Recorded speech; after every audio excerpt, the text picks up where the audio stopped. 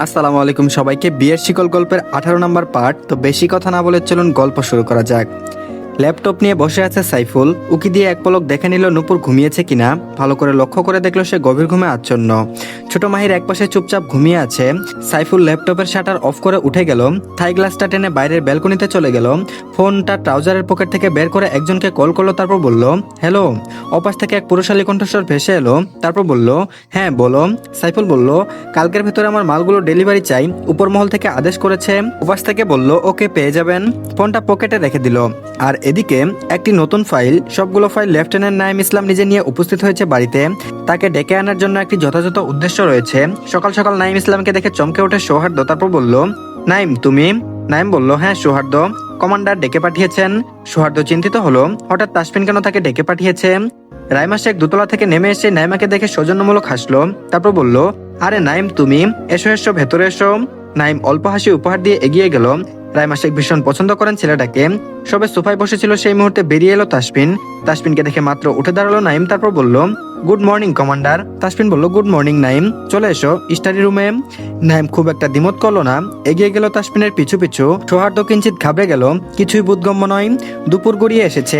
Drawing রুমে আসা মাত্র চমকে ওঠে ফারা। তারপর বলল স্নেহা। স্নেহা বলল ফারু। চাপটে গিয়ে ফারাকে জড়িয়ে ধরলো স্নেহা। পাশেই দাঁড়ানো নবীন। নবীনকে দেখে আশ্চর্য হয় ঝুমুর, এই লোকটা এখানে কি করছে। তারপর বলল ফারু রে, তোকে দেখে কি যে আনন্দ হচ্ছে বলে বুঝাতে পারবো না। ফারা বিস্ময়কর কণ্ঠে বলে উঠল তোরা কখন এসেছিস? স্নেহা বলল ঘন্টাখানেক আগেই। ফারা প্রচন্ড মাথা ব্যথা ছিল সকাল থেকে, তাই ঘুমিয়েছিল সে। তারপর বলল আরে এদিকে একটু তাকা। নবীনের কথায় হেসে ফেললো ফারা, জাপটে জড়িয়ে ধরলো নবীনকে। তারপর বলল কেমন আছো ভাইয়া? নবীন বলল আমি তো দিব্যি ভালো আছি, কিন্তু তুই কেমন আছিস? ফারা বলল আমিও খুব ভালো আছি। তৎক্ষণাৎ আগমন ঘটে তাসফিনের। কিছুক্ষণ আগেই দীর্ঘ 2 ঘন্টার আলোচনা শেষ করে নাইম ইসলামের সাথে। জানিয়ে চিন্তায় আছে সৌহার্দ্য। তাকে বলেনি তাসফিন কি নিয়ে আলোচনা করছে তারা। নাইম চুপচাপ এসেছিল এবং চুপচাপ ফিরে গেছে। তারপর বলল ম্যাডাম উঠে গেছে। তা ম্যাডাম কখন উঠলেন আপনি? কপাল কুঁচকে তাকালো ফারা। এমন একটা ভাব ধরছে যেন ফারা দিনরাত ঘুমিয়ে পার করে। ফারা বলল তো আপনি কি চান আমি মরার মতো ঘুমাই? আকস্মাৎ হেসে ফেললো তাসফিন, ডান ভ্রু উঁচিয়ে কিছু একটা ইঙ্গিত করে, যা বুঝতে পারলো না ফারা। অথচ পাশে দাঁড়িয়ে থাকা নবীন ঠিকই বুঝে গেল। উষ্ঠদয় কিঞ্চিত ফাঁক হয়ে এলো তার, লজ্জায় চোখ নামিয়ে পাশ কাটিয়ে চলে গেল। তাসফিন বলল আমি চাই আপনি আমার সাথে ঘুমান। চোখ বড় বড় করে তাকালো ফারা। এই লুকের মুখে লাগাম নেই, সে ফেসে গেল। আর এদিকে ফুরফুরে মেজাজে কলেজে গিয়েছে আজ ফারা। ওর সাথে আছে স্নেহা। মূলত ফারার কিছু নোট নিতে গেছে, জানিয়ে ফিরে আসবে সে। কলেজে যাওয়া মাত্র রাহা আর নেহা দুজনে এগিয়ে এলো। রাহা অবাক হয়ে বলল ভাইরে তোর হটিফটি জামাই আদ্রকে কি চটটাই মারলো রে। স্নেহা খুব একটা অবাক হলো না, এই তো এখানে আসার পর থেকে ফারা তাকে সবটাই বলেছে। তারপর বলল আচ্ছা বাদ দে তো এসব, আর আমার নোটসগুলো দে। নেহা লম্বা একটা টানা দিয়ে বলল আমরা কইতে পামু? ওই তো আদ্র ভাইয়ের কাছে। কিছুটা আশ্চর্য হয় ফারা, তারপর বলল ওনার কাছে মানে? রাহা বলল আরে উনি আমাদের ডিপার্টমেন্টের টপার, সবগুলো নোট এখন ওনার দায়িত্বে। ভাইয়া সব থেকে ভালো, কিন্তু তুই তো বেচারারে কেস খাইয়ে দিলি। আহাম্মক বনে গেল ফারা। আদ্র তাহলে ঠিকই বলেছিল, ছেলেটা ততটা খারাপ নয়। ইস পচা জামাইটা কি করলো। ফারা বলল এখন আমি কি করব? খিলখিলে হেসে উঠলো সবাই। স্নেহা চিলমুড়ে বলে উঠল আরে টেনশন নট, আমি আছি না তোর সাথে, দেখিস কি করে নোটটা নিয়ে দেই। ফারা ভাবনায় পড়ে গেল, বেচারা শুধু শুধু একটা থাপ্পড় খেলো। ক্যান্টিনের বেঞ্চে বসে কলম গোতাতে ব্যস্ত আদ্র। নিজের সামনে কারো উপস্থিতি টের পেয়ে মুখ তুলে তাকাই। অটোমেটিক ডান হাত ডান গালে চলে গেল আদ্রর। তারপর বলল ফারা তুমি, আমি কি করেছি? দেখো আমাকে মাফ করো ভাই, আমি কিছু করিনি সত্যি। ফারা হাসবে না কাঁদবে ভেবে পাচ্ছে না। ইস ভয়ে বেচারা কুপকাত। ফারা বলল তোমার সাথে আমার কথা আছে আদ্র। তৎক্ষণাৎ উঠে দাঁড়ালো আদ্র, ব্যস্ত ভঙ্গিতে বলল না না তোমার সাথে আমার কোনো কথা নেই। ফারা বলল আরে আরে দাঁড়াও ভাই, কোথায় যাচ্ছ? স্নেহা আটকে দেয় আদ্রকে। আদ্র ভয় পেল। তারপর বলল আপনি বুঝতে পারছেন না ফারার হাজব্যান্ড? উফ ভাবতেই পারছি না। ফারা হেসে ফেললো। আদ্রকে উদ্দেশ্য করে বলল সরি আদ্র, আসলে কমান্ডার এত রেগে গেছিল কি বলবো। কপালে ভাঁজ পড়লো আদ্র। তারপর বলল উনি কমান্ডার? ফারা বলল লেফটেন্যান্ট কমান্ডার তাসফিন শেখ। আর এদিকে এক টুকরো স্বপ্ন, জানলার ফাঁক দিয়ে রোদ ঢুকছে ধীরে ধীরে। গাছ হয়ে যাচ্ছে এক উষ্ণকোমলতা। দূরে কারো মিষ্টি হাসির শব্দ ভেসে আসছে, যেন ভোরের পাখির গান। কিচিরমিচির শব্দে ঘুম ভাঙে, কোনো তাড়াহুড়ো নেই, শুধু নিঃশব্দে ভালোবাসার আবেশ। কফির কাপ থেকে ধোয়া উঠছে, যেন একটা ছোট গল্প বলছে প্রতিটা শিপে। পাশে থাকা প্রিয় মানুষটা ঘুম জড়ানো চোখে তাকিয়ে আছে। সেই চাহনিতে হাজারটা সকাল এক হয়ে যায়। ছাদ থেকে নেমে আসা রোদের আলোর মতোই মায়াবী, শান্ত আর প্রেমে ভরা এই সকালটা। খাবার টেবিলে বসে চামচ নাড়াচ্ছে ফারা। মোটেও খেতে ইচ্ছে করছে না তার, কিন্তু রিজওয়ান শেখ যাওয়ার পূর্বে কড়াভাবে বলে গেছেন চুপচাপ খেয়ে নিতে।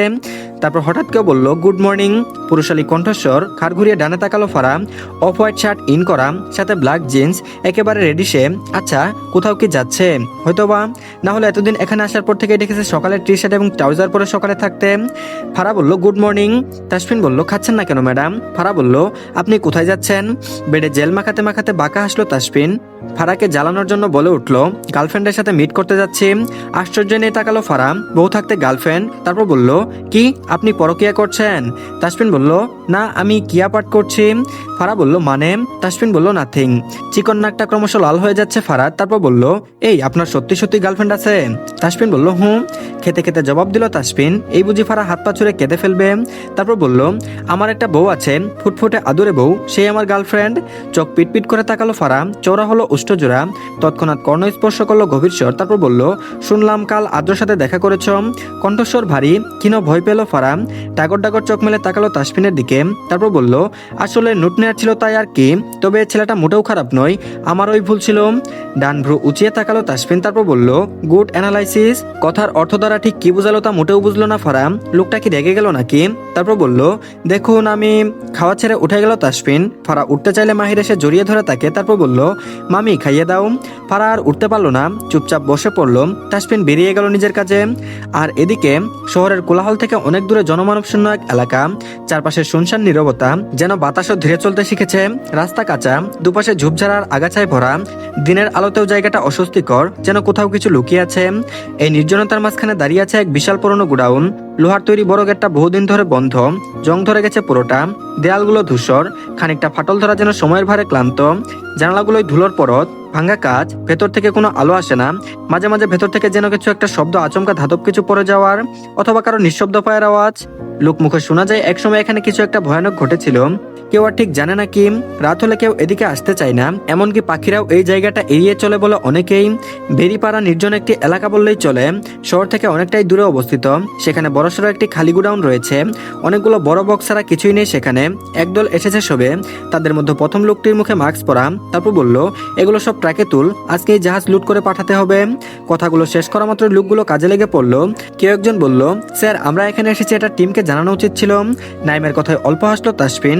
এদিক সেদিক তাকিয়ে গালে হাত বুলিয়ে বলল বুঝলে নাইম, তুমি এখনো বাচ্চা রয়ে গেছো। নাইম বলল মানে স্যার? তাসফিন বলল মানে তোমার জন্য এখন মিল্ক খুঁজতে হবে আমাকে।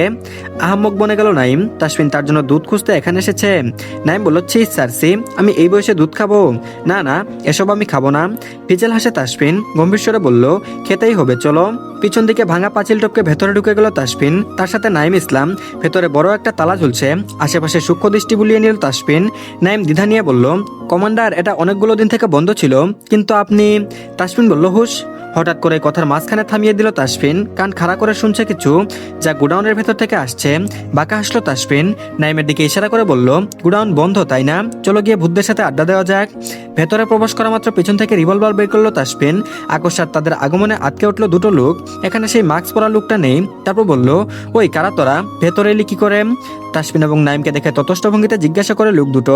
রিভলভার আঙুলের ডগায় ঘোরাচ্ছে অদ্ভুত স্বরে বলল আমরা তোদের বাপ। আকস্মাৎ গোলাগুলি শুরু হলো। পরপর দুটো গুলি খেলো দুটো লোক, অন দ্য স্পটে মারা যায়। তারপর বলল নাইম তাড়াতাড়ি জায়গাটা সিল করো, আর হ্যাঁ রেড অ্যালার্ট জারি করতে বলো। নাইম বলল ওকে কমান্ডার। যেতে গিয়েও থেমে গেল নাইম। তারপর বলল কিন্তু আপনি যে বলেছিলেন দুধ খুঁজতে এসেছেন। সহসা হেসে ফেললো তাসফিন, এগিয়ে গিয়ে নিচে রাখা বক্সগুলো বের করলো। সজুরে লাথি দিয়ে উপরের প্লাস্টিকের ঢাকনা ভেঙে ফেললো। ভেতর থেকে বেরিয়ে এলো সাদা পাউডার জাতীয় কিছু, ড্রাগস। অবাক হয় নাইম। তারপর বলল কি বুঝলে নাইম? নাইমের বুঝতে আর বাকি রইল না বাকি ব্যাপারটা। তারপর নাইম বলল তবে কি এটাই দুধ কমান্ডার? তাসফিন বলল কেন নাইম, তুমি সত্যি দুধ খেতে চাও? লজ্জা পেয়ে গেল নাইম, কি সব ভাবছিল সে। আর এদিকে সোফার উপর বসে আছে স্নেহা, অপেক্ষা করছে সৌহার্দ্য নেমে আসবে। ফর্মাল ড্রেসে সিঁড়ি বেয়ে নিচে নেমে এলো সৌহার্দ্য। মুগ্ধ নয়নে তাকালো স্নেহা, মনটা নেচে উঠলো তার। উফ, সে তো পুরাই ফিদা হয়ে গেছে। কেউ বলল আরে স্নেহা বসে আছো যে? ক্ষীণ চমকে ওঠে স্নেহা, কথাটা সব গুলিয়ে যাচ্ছে তার। আইটাই করে বলল এমনি বসেছিলাম, কিন্তু তুমি কোথায় যাচ্ছ? মানে দেখে মনে হচ্ছে কোথাও যাচ্ছ। সৌহার্দ্য ডাইনিং টেবিলের দিকে এগিয়ে যেতে যেতে বলল, হ্যাঁ একটু বাইরে যাব। ওই আর কি। স্নেহা মুচকে এসে বলল, ও আচ্ছা। সৌহার্দ্য পানি খেয়ে ফের ঘুরে দাঁড়ালো। স্নেহাকে এক পলক দেখে বলল, বাই দ্য ওয়ে তোমাকে আজকে একটু অন্যরকম লাগছে। থতমত খেয়ে গেল স্নেহা, তাকে কি খারাপ লাগছে? সৌহার্দ্য নামবে বলেই তো আগে থেকে একটু সাজগুজ করে বসেছিল, এখন যদি খারাপ লেগে থাকে তাহলে কেমন হবে ব্যাপারটা? সৌহার্দ্য বলল, আরে চিল, খারাপ লাগছে না, বলতে চাচ্ছি তোমাকে বেশ সুন্দর লাগছে। মনের কোণে উকি দেওয়া হাজারো প্রশ্ন এবং মন খারাপেরা ফুরুত করে উড়ে গেল। এক গাল হাসি মুখ করে তাকালো স্নেহা, তারপর বলল, থ্যাংক ইউ। চমৎকার হাসি উপহার দিয়ে বেরিয়ে গেল সৌহার্দ্য। স্নেহা পারছে না উড়ে ফারার কাছে চলে যেতে, তারপর বলল, ফারু ফারু, এই ফারু রে। তাড়াহুড়ো করে ফারার রুমে প্রবেশ করলো স্নেহা। ঝাপটে গিয়ে ধরতে চাই, দুজনেই ঠাস করে নিচে পড়ে গেল। কোমরে দারুণ ব্যথা পেল ফারা, স্নেহাও ব্যথা পেয়েছে। তারপর বলল, ওরে বাবারে স্নেহার বাচ্চা, এটা কি করলি? ও মা, আমার কোমর। জিব্বা কাটে স্নেহা, তারপর বলল, সরি সরি। ফারু বলল, রাখ তোর সরি, কাঁধি একটা। স্নেহা বলল, আরে ওইসব বাদ দে, আমার মোস্ট ইম্পর্টেন্ট কথাটা শুন। পুরো কুঞ্চিত করে তাকালো ফারা, তারপর বলল, কি হয়েছে, এরকম করছিস কেন? স্নেহা গদগদ হয়ে বলল, ভাই তুই জানিস সৌহার্দ্য বলেছে আমাকে নাকি সুন্দর লাগছে। তোর কি মনে হয় সময় হয়ে গেছে আমাকে তোর যা বানানোর? মুখ বাঁকালো ফারা, ভাবলেশীন ভাবে জবাব দেয়, গাছে কাটাল গুফে তেল। স্নেহা বলল, তুই এটা বলতে পারলি ফারু? ফারা বলল, কেন রে, শুনতে পাসনি? তবে আবার বলছি, শুন, গাছে কাটাল গুফে তেল। তেতে উঠলো স্নেহা, এক লাফে উঠে দাঁড়ালো, তারপর বলল, থাক তবে তুই পরে। ফেল করে তাকালো ফারা, তারপর বলল, এই আমি কোমরে ব্যথা পেয়েছি, আমাকে তুল। স্নেহাও ঘুরে তাকালো না, বড় বড় কদম ফেলে বেরিয়ে গেল। ফারা উঠতেই পারছে না, কোমরে বেশ লেগেছে তার। খট করে শব্দ করে ভেতরে এলো তাসফিন। তাসফিনকে দেখে থতমত খেয়ে গেল ফারা, নাক মুখ কুচকে নিল তাসফিন, তারপর বলল, এভাবে প্রতিবন্ধীদের মতো ফ্লোরে গড়াগড়ি খাচ্ছ কেন? মাথায় আকাশ ভেঙে পড়লো ফারার, তাকে প্রতিবন্ধী বলল। ফারা বলল, আপনি আমাকে প্রতিবন্ধী বলতে পারলেন লেফটেন্যান্ট সাহেব? জবাবে কিছু বলল না তাসফিন। দরজাটা বন্ধ করে কাবার থেকে জামা কাপড় বের করতে লাগলো। হাত পা ছড়িয়ে একইভাবে বসে আছে ফারা। মনে মনে ইচ্ছা হচ্ছে বকা দিতে তাসফিনকে। তারপর বলল, আমাকে প্রতিবন্ধী বলছে ফাজিল লোক একটা। আপনার বউ প্রতিবন্ধী?